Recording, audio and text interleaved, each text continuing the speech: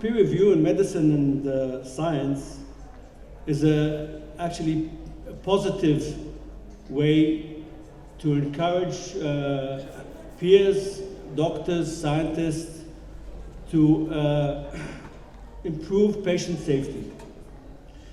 On the other hand, sham peer review has the opposite effect, and its consequences, as you're going to hear this afternoon, might endanger patient safety by cover up of wrong and dangerous behavior that derive from mistakes.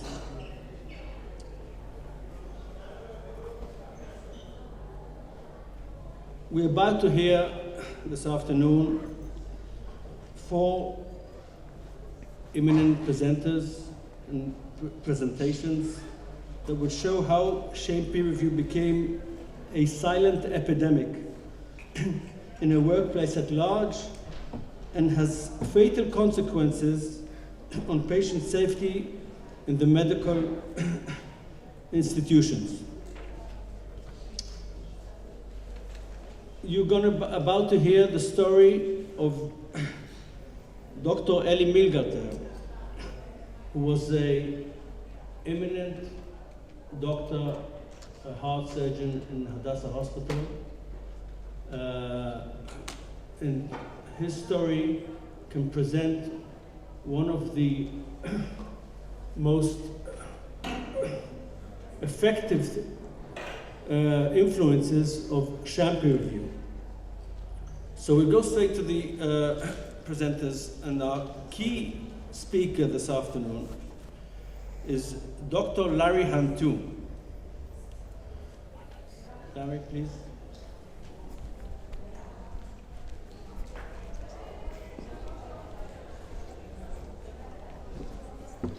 Dr. Huntoon is an internationally recognized expert in sham peer review.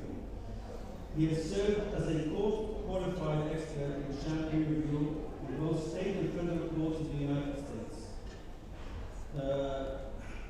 Dr. Huntoon has served as a chairman of the AAPS Committee to Combat Sham Peer Review since 2004. He runs the AAPS Sham Review hotline on a pro bono basis and has helped numerous physicians to avoid career disasters as a result of information provided on hotline. Dr. Huntoon in the past is a past president of the Association of the American Physicians and Surgeons, AAPS, and has served as the editor-in-chief of the AAPS Journal, the Journal of American Physicians and Surgeons, since 2003. He also currently serves as on the board of directors of the AAPS and is president of the American Health Legal Foundation, which supports litigation to defend the rights of physicians and patients. I present to you Dr. Larry Huntoon. Thank you for that very kind introduction, and thank you for inviting me here today to speak on this important topic of the 13th World Conference on Bioethics, Medical Ethics, and Health Law. And a special thank you to Dr. Gil Milikowski for making it possible for me to be here today. Since the dawn of the age of man, there have been evil people who do evil things to harm others. In the area of medicine, this frequently manifests as what's known as sham peer review or bad faith peer review. But before we talk further about what is sham peer review, we have to go over some basics. What is peer review? Peer review in medicine is the time-honored tradition whereby doctors review the care of other doctors to make sure it's safe and within the standard of care. It's done to improve quality care and protect patients. So there are 2 types of peer review that can occur. Peer review done in good faith, which I fully support, which the AAPS fully supports, and which ethical physicians support. And then there's the other type of peer review, which is done in bad faith, known as sham peer review. So what does good faith, legitimate peer review look like? Well, it should be collegial, educational, fair, done for the purpose of improving quality care and protecting patients, and it should incorporate substantive due process for the physician under review. So the way peer review takes place in hospitals is a doctor may be accused of something, and there then occur peer review hearing in the hospital and an appeals process. So it's a formalized process that occurs largely in hospitals to evaluate the care of other physicians. So what is the bad faith sham peer review? Sham peer review is abuse of the legitimate peer review process. It's being abused for purposes that have nothing to do with quality care or protecting patients. The legalized definition of sham peer review is sham peer review is an adverse action taken in bad faith by a professional review body for some purpose other than the furtherance of quality health care, and that is disguised to look like legitimate peer review. So it's peer review that's being done for some improper motive, and note here that there's sort of an element of fraud, meaning that the peer review process is made to look like it's legitimate when it's not. Those who knowingly and willfully conduct sham peer review on another doctor are lacking in conscience and collegiality, and they have no remorse whatsoever for the evil and malicious acts that they impose on others. The result of a sham peer review is either ruination or end of a medical career, and unfortunately, sometimes sham peer review ends in death, either by the physician committing suicide under the extreme stress and ruination or end of the doctor's career, or it can end in death as a result of the extreme stress affecting the body in ways that cause critical illnesses and death. So why do people do this thing called sham peer review? There are a lot of underlying motives. This is not an all-inclusive list, but they include such things as retaliation against physician whistleblowers. What is a physician whistleblower? Well, a physician whistleblower is simply a strong patient advocate who speaks out when he or she sees improper care going on or unsafe care and tries to do something to remedy the situation. Well, believe it or not all hospital administrators are always very interested in hearing such types of complaints about the care in their hospitals. And instead of doing something to fix the problem, they will act to retaliate and kill the messenger. And that's where the sham peer review comes in, abuse of the peer review process so as to get the doctor out of the hospital. There are anti-competitive motives. So there are doctors, for example, in the same specialty that compete with one another. And some unethical doctors look at a way of gaining more business for themselves by putting their competitor out of business, by bringing false charges against the doctor and engaging in a sham peer review so as to eliminate the doctor from the hospital. You have to understand that peer review in hospitals does not occur in a vacuum. It occurs in an environment involving turf battles, meaning that certain physicians will argue over who should be doing what procedures, and there's power struggles and politics that go on. Professional jealousy. Sometimes one doctor doesn't like the fact that another doctor is well liked by his patients or is more skillful. And so when they get in a position of power, they look to eliminate that doctor from the hospital by doing a sham peer review.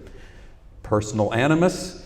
I've seen cases involving discrimination, and also cases where strategic business plans don't include the targeted physician. What does that mean?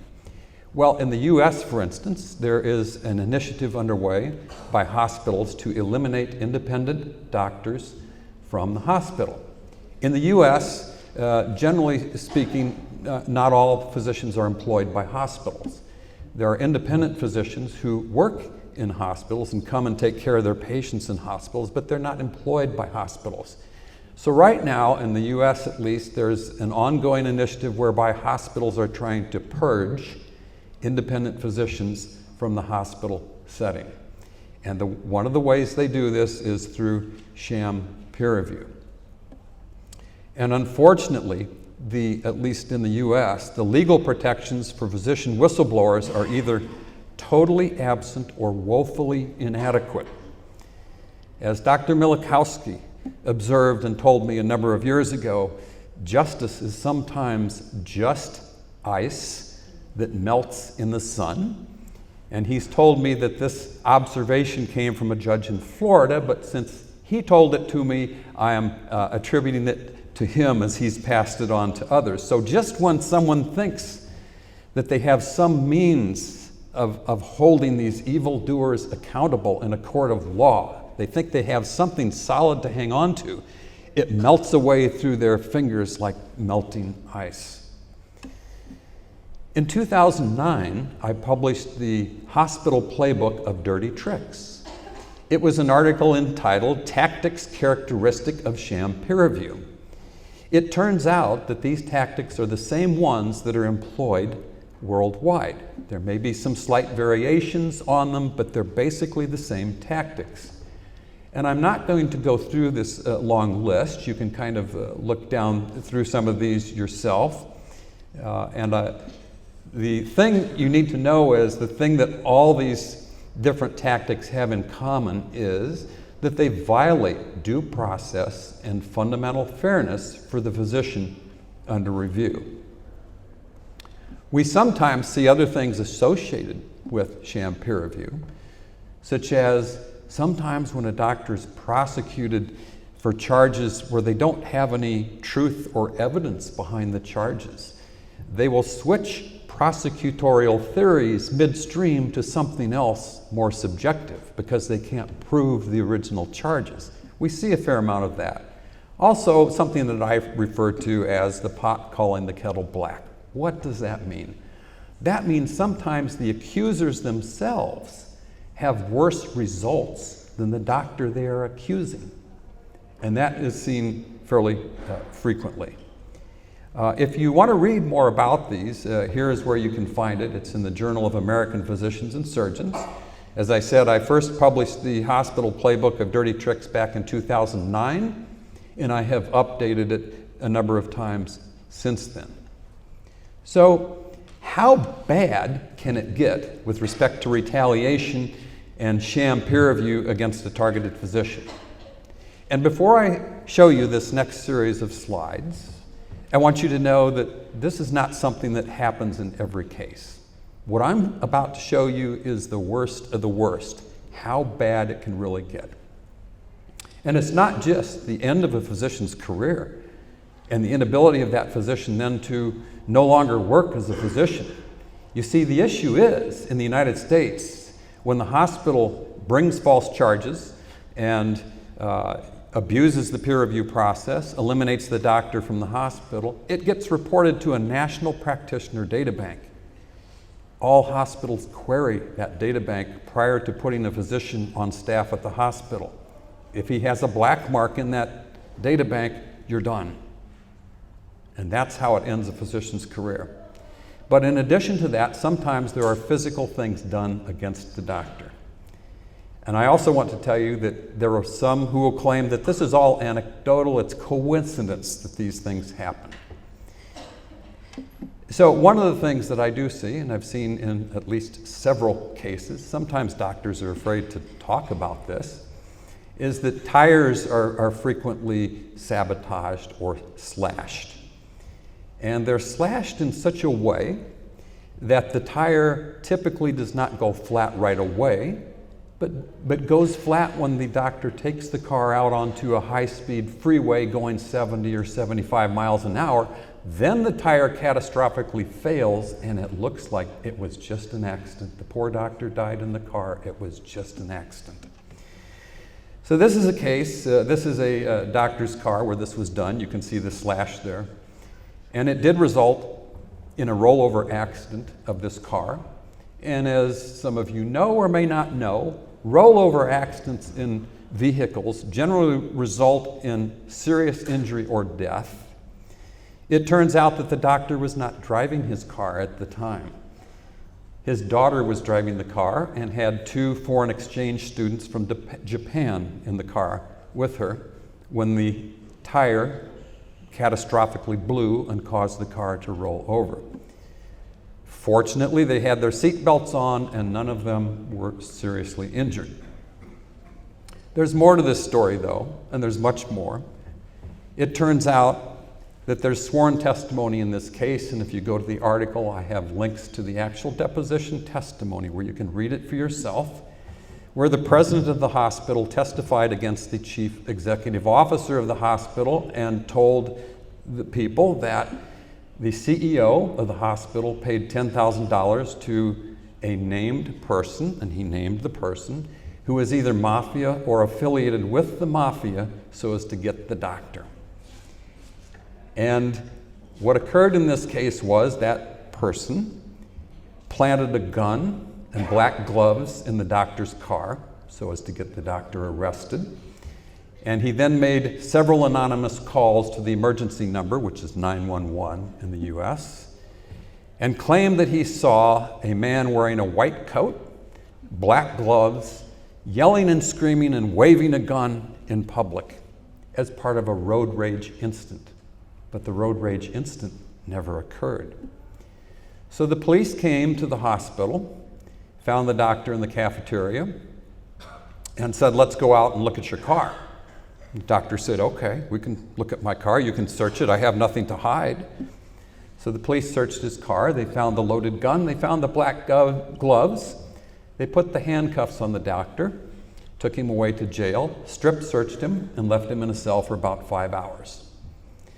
To move the story a little farther ahead, it turns out that the doctor's fingerprints were nowhere to be found on the gun.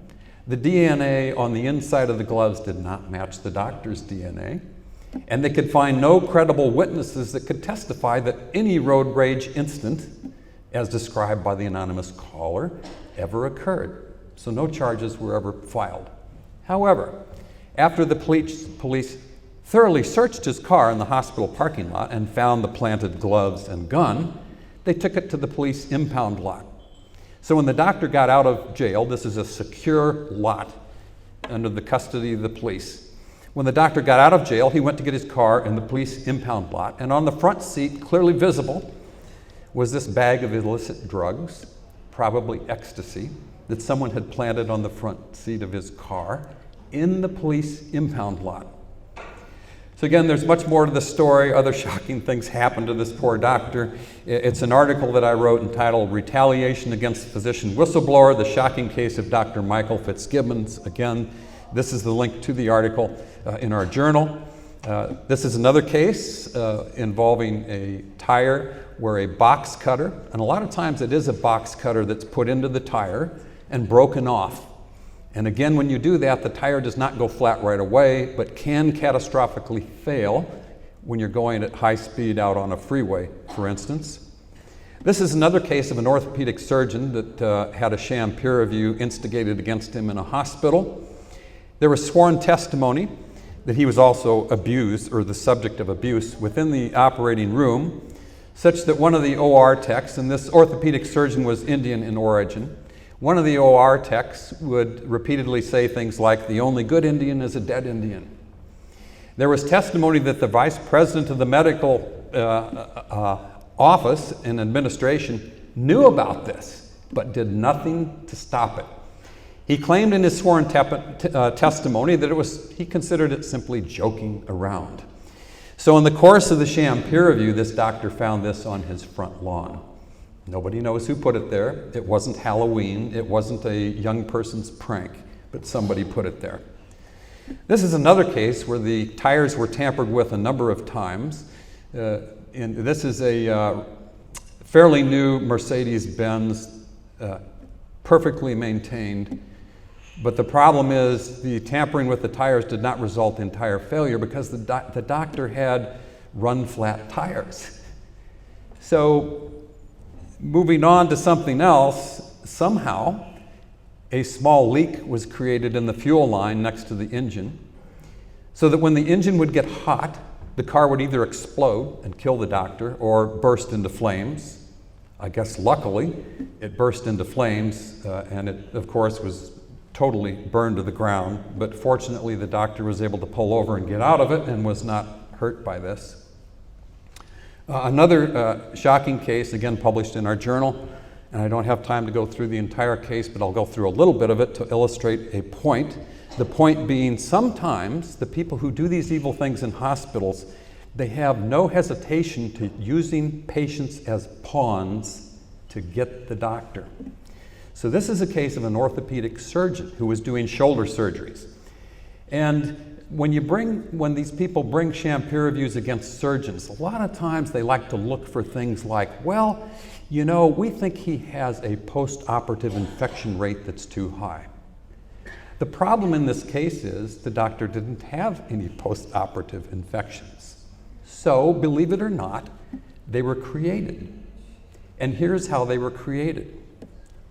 And this is information that was corroborated and the conclusion of a CDC, that's the Centers for Disease Control. A former infection outbreak investigator looked into this. And his conclusion was that someone put 3 bacterial organisms in the fluids that the doctor was using for irrigation during his shoulder surgeries. The 3 organisms were Staph aureus, Serratia marcescens, and Pseudomonas aeruginosa. For the lay people out there, I will tell you these are highly unusual organisms to find in any type of shoulder surgery involving scopes. These were done through a small incision and using a scope. Very unusual to have any infections in that situation, but for these 3 organisms to be found, they're highly unusual. What was even more unusual about the organisms was they are pan-sensitive. What does that mean? That means they were resistant to all the antibiotics that laboratories typically test to see, you know, which type of antibiotic would you use to treat a certain infection. It was pan-sensitive, sensitive to all of them. You don't find that kind of organism in the environment. Where do you find it? Hospitals purchase that kind of organism from biological entities that produce it and send it to them so they can test the validity of their own lab in identifying these different organisms. And it was shown that this hospital had indeed purchased these very organisms within a matter of few weeks prior to this occurrence. There's more that went on in this case that's even more shocking, but that illustrates the point that there's no hesitation to using patients as pawns to get the doctor. So the question arises, is there any difference in the conduct that I've just described and the conduct of this guy that you see on the screen? This is the notorious Boston mobster, James Whitey Bulger, who was convicted of 11 murders and running a criminal enterprise and was sentenced to life in prison. So is there any difference between the conduct I've described and the conduct of this man? And some of you may immediately say, well, no, it sounds the same to me. But the answer is actually yes, because this Boston mobster was held accountable for his crimes. No one was ever charged with, let alone convicted of, any crime in any of these cases that I've just described to you. The latter one, where they're deliberately putting bacteria in irrigation fluids of patients, was very serious. It affected some elderly patients, made them sick, could have killed them. In my view, that's probably attempted murder. No one was ever charged with anything. We are making some progress on a case-by-case basis. I testified as an expert in Sham Peer review in a federal case in Sioux Falls, South Dakota last year. And this is the story that ran in the local newspaper, the Argus Leader. The title of the story was "Jury Awards Surgeon More Than $1 Million in Sham Peer Review Case." So we are making some progress. It's not all terrible, but it's very difficult and it's an uphill battle. So one of the conclusions I want to leave you with is Sham Peer Review is not just a doctor problem, it's a patient problem as well. Sham peer review deprives patients of innovation and continuity of care provided by good physicians. When hospitals and evil individuals at hospitals retaliate against physician whistleblowers, quality care and patient safety are harmed. Sham peer review performed in bad faith for purposes other than promoting patient safety and quality care should not be tolerated by ethical physicians or the public. Ensuring due process and fundamental fairness for physicians subject to peer review is in the public interest. Patients and physicians should work together to enact laws that require due process and fundamental fairness for accused physicians subject to peer review and to protect physician whistleblowers from retaliation. But I will tell you that laws are not the sole solution to this problem. Sham peer review has a lot in common with bullying. There's a bully, there's a victim, and then there are the enablers. The enablers are a significant problem. Those are the ones that stand by. They know what's going on, but they turn their head and they do nothing to stop it. They could do something to stop it. And one of the things I think needs to be done is doctors need to reintroduce the social stigma that should be attached to physicians who bring false charges and lie and do these evil and harmful things to other doctors. There should be some social stigma attached to that. And that can go a long way toward putting a damper on sham peer review and the spread of sham peer review. So thank you very much for your kind attention.